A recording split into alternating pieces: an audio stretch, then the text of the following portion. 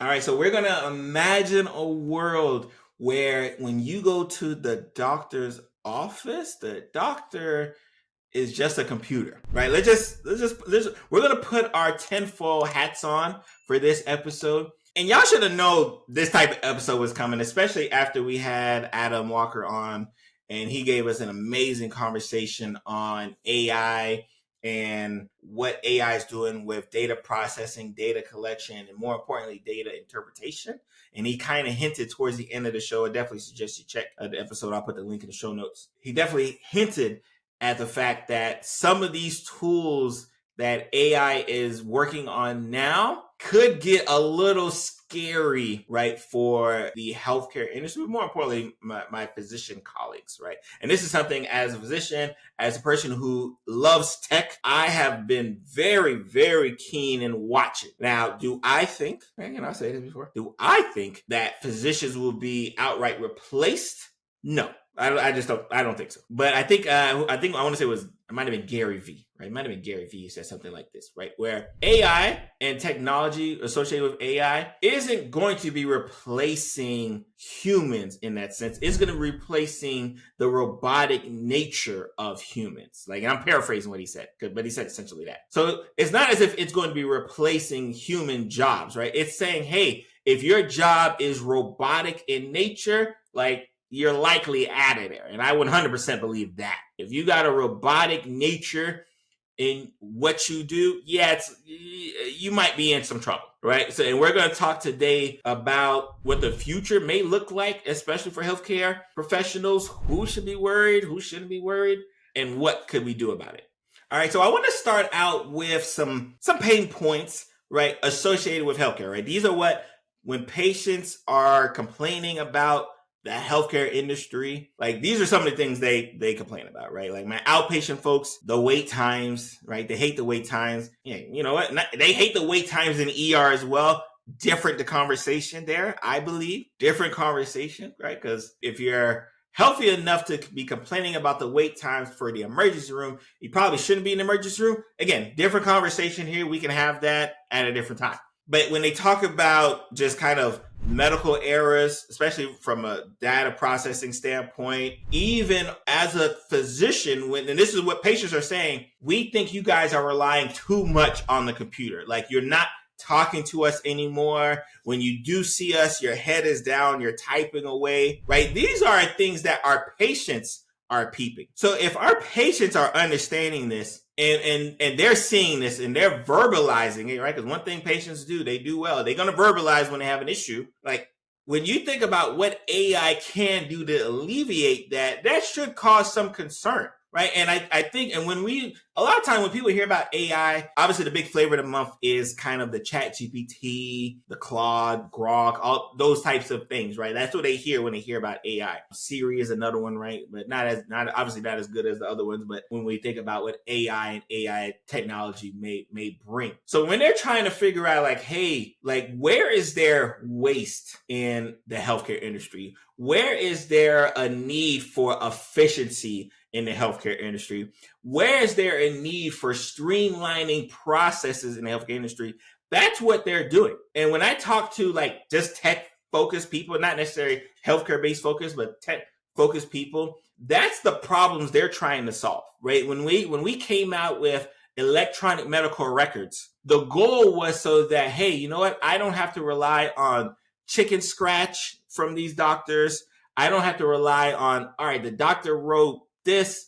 I thought it said left knee, but it was really right knee or right elbow, right? Like I don't have to so my data collection and interpretation should be much easier from a billing perspective. You know, I like to talk about money. From a billing perspective, it made it a lot easier to do your billing quicker, right? Because everything was being sent over the web. You got your money quicker, right? You were able to bill quicker. And from just a healthcare data processing perspective, now I can get all of this loads of data and again, not having to comb paper charts at 100 different hospitals.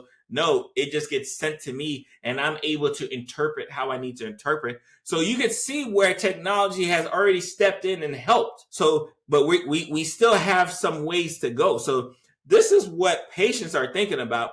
And as a physician, this is what you should be thinking about. You should be thinking, man, if AI is going to replace the physicians, am I doing something that AI can replace? Right? And I think as an internist, again, I'll be biased. I'll talk to I'll be biased. I think as an internist, one of the key aspects of internist, because one, we're pretty well rounded. Again, like I said, I've done outpatient medicine, inpatient medicine, skilled nursing facility, home visit. I've done it all, right? So as an internist, right? And I have a wide range of breadth of knowledge, right? But that's not to say that these language models can't have this information dumped in them, but someone has to interpret it appropriately and make sure it focuses and matches with the patient in front of you. That is where that nuance that the computers, at least for now, cannot do and cannot do very well. And then there's a trust factor. People who watch me or listen to me, right, they tend to trust what I'm saying. They tend to understand that I'm not going to steer them down a road that ends up like us driving off the cliff. They tend to trust that. People aren't trusting computers right now. They may in 5, 10, 15, 20 years. I'll be retired out of medicine by that time. But so they may, but they understand that, hey, you know what? Right now, I got to trust the person I'm seeing. But what if we fast forward 5, 10, 20 years and we get to the point where people are trusting enough of the computer? All right. Yeah, I think we're farther than that. But again, who am I to tell you where technology is? So that's what we should start thinking about when we're thinking about, why is this even a question of can an AI replace a doctor? It's because a lot of our patients have problems. Right. Again, but I didn't even talk about the fact that the racial discrimination that occurs within the medical field, the gender discrimination that occurs within the medical field, sometimes the weight discrimination. I didn't even talk about any of that stuff. Right. I'm just letting you know, patients are upset and they will look for a solution if given the opportunity. And when just listening to Adam's conversation and our conversation with Adam, that opportunity may be coming sooner than a lot of people think. So I think an important point that the conversation that we had and kind of the rabbit hole that we were led into, especially with Adam, and just think about technology in general, is when I think about some of our colleagues with some of the repetitive tasks that they do, whether it be my radiologists, whether it be my pathologists that take data, take radiographic imaging and interpret it, give us an answer. Or my surgeons who do a biopsy and have to send it out and they have to do it appropriately. And I'm just thinking about all of these tasks that are here, that are happening right now, that typically need some type of interpretation. And a lot of times the length of time that it takes to interpret is what causes sometimes a logjam in care and a logjam of getting people the help that they need, and then causes a rising cost. Imagine, right, if instead of the one radiologist who has to spend 12 hours a day to read, 1,000 x-rays and CAT scans and MRIs, right? Let's say 12 hours. Imagine if now we're having AI language models that do that in 1 hour. Think about that. It may sound far-fetched, but according to the people I'm talking to, it ain't that. Now, of course, if you are the patient, right, because there's always two sides. Yeah, you can have a computer give you that answer, but is the patient, right, going to be okay with a computer giving you the answer? That's where I think we have a gap a ways. I think the gap from a computer doing some of our physician jobs is close, but the gap from the patient saying, I trust the computer and don't trust the human person telling me that, I think that's still a distance. So I think and that's where I think AI has its biggest leap in regards to healthcare, is how long is it going to take to close this distance up from the patient saying, hey, I got this x-ray result, right, that a computer read and interpreted, and I'm going to act upon it based on this x-ray result, and I trust it. Because what happens if it goes wrong? You're not suing a computer. You can't sue a computer, right? Before you could sue a person, but now if a person isn't the one actually interpreting that image or interpreting that biopsy, who are you going to sue if you could, right? And I'm pretty sure there's going to be laws that's making that you can't sue a computer, right? I'm pretty sure something you're going to try, but you'll probably sign a waiver and things will happen. So again, that's why I think the gap is still there, but that's why I want you to walk, that's a journey that I want you to walk with me, right? I want my physician colleagues, right, who are doing things who may seem robotic in nature and start asking yourselves, man, like if the company who hired me hired an AI version of me to do this and it cost, and the person did this 10 times as fast, but 10 times as cheaper, how long is my position safe? And that's where we really should have the conversation. How long is my position safe? So if you are in these professions and in these specialties, which again, I don't think any of them are 100% exempt, but if you are in them, you have to start thinking like, all right, what is my proposition value to make sure that they're not trying to replace me with AI? If you're a nurse, and obviously I'm talking to physicians, if you're a nurse practitioner, if you're a physician assistant, what do you think happens to you if a company is able to replace you with something? Again, like I don't want people to think that this is just going to only affect the doctors, right? Hey, pharmacist. I don't want people to think it's only going to affect the doctors. If you're a physician, nurse practitioner, physician assistant, if you're in that ilk, you should be thinking about not, oh my God, AI is going to take my job. It's how can I augment myself so that I am just as valuable when AI comes? Because AI is coming. I don't think there's a single question about whether it's coming or not. The question just becomes how quickly is it going to come and how quickly is the gap over here going to close? If this gap stays wide enough, we're good. If this gap stays wide enough where patients are like, nah, I got to see a human, right? I want to talk to Dr. Pierre. I don't want to and let's just perfect example, right? When we started like thinking about telemedicine and thinking about the fact that like, hey, you're not going to see your doctor face to face. They're going to talk to you like I'm talking to you right now. Shout out to my YouTubers. Make sure you're subscribed. People were hesitant. They're like, hold on, man. So you're saying my doctor, they're not going to be able to, put their hands on me. They're not going to listen to my chest. Huh? Right? And you have some people to this day, that gap is still wide. That they're like, nah, man, I got to see the doctor face to face. I got to look that doctor in the eye. All of this, like, standing by a computer, I'm over here. But you got some people, hold on, you guys offer telemedicine? Meaning that I don't have to get ready in the morning.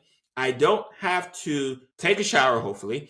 I don't have to drive in traffic, sit in your office, get to my appointment on time, only to be told that I still got to wait 15 to 20 minutes, which means my half a day is gone, which means I lose that, especially if I work, I lose a half a day of work for an appointment that I was on time for. Maybe I wasn't on time for, and now I'm running late. You're saying that I could just sit in the comfort of my home, brush my teeth, have pants on, maybe don't have pants on, and get what I need. And my doctor's going to be on the other end talking to me and, giving me the game. Okay, I'll take that. So for some people, the gap is here. For others, the gap is still here. So I want us to start thinking, again, nurse practitioners, physician assistants, my physicians, start thinking not that, I don't think AI is going to come into my neighborhood. Think when AI comes to my neighborhood, how can I be the best neighbor? How can I make sure that when AI comes to my neighborhood, it wants to come see me? It doesn't want to just buy my house out and kick me out. It wants to come see me. Because I can assure you, these organizations, regardless of how much they take care of you on Doctor's Day or Physician Assistants Week, or I don't even know if they get a week or a day. I don't know. Nurse Practitioners Week or day, whatever that, regardless of what gifts they may shower you during those time frames, if the technology comes around where they can start saving money and not have you there because they're saving money and they're still getting the same result, which means patients are being taken care of, right? If that's happening, you best believe they're going to start positioning and figuring out all right, does this person need to be here? Do we still need this person? And you'll be the first one out of there.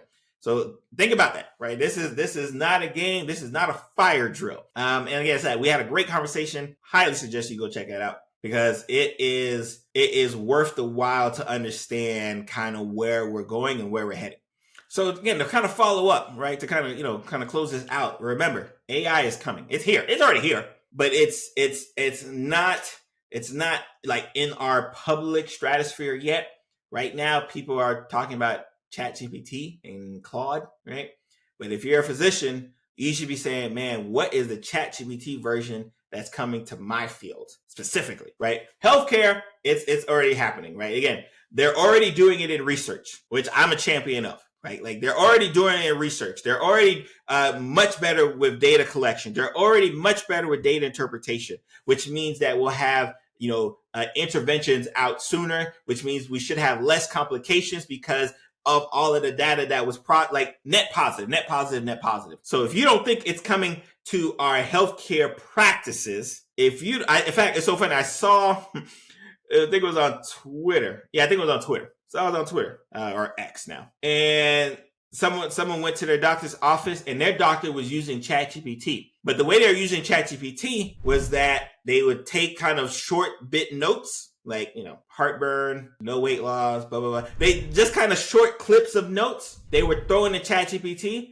And because they've been using ChatGPT so well, ChatGPT was able to spit out exactly what they would put for their note, right? So essentially write their note for them. So now a thing that, hey, you know what? I don't really have time to talk to you because I got to look down typing away. Now I can just hear you. All right, this word, boom, 1 word, 2 words. Now I'm paying attention to you more, 3 words. I have ChatGPT give me my note. I copy and paste that into whatever EMR I'm using, and I'm on to the next patient. My note is done. I'm able to bill quicker, right? I'm able to get your medications out quicker.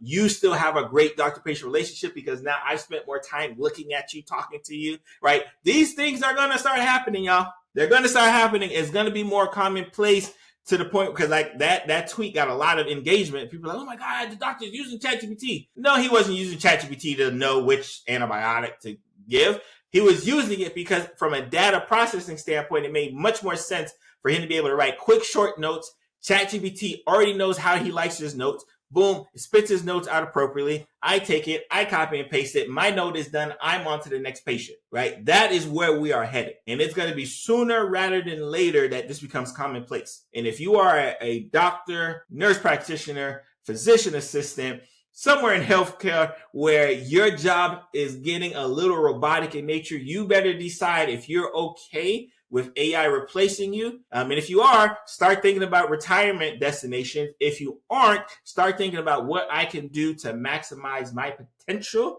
right, in this AI world. And we'll probably have a whole episode on what doctors can do to maximize their potential in the AI world. But I just wanted to make folks know that it's not sweet anymore, right? Like AI is coming and it's coming a lot sooner than we all think.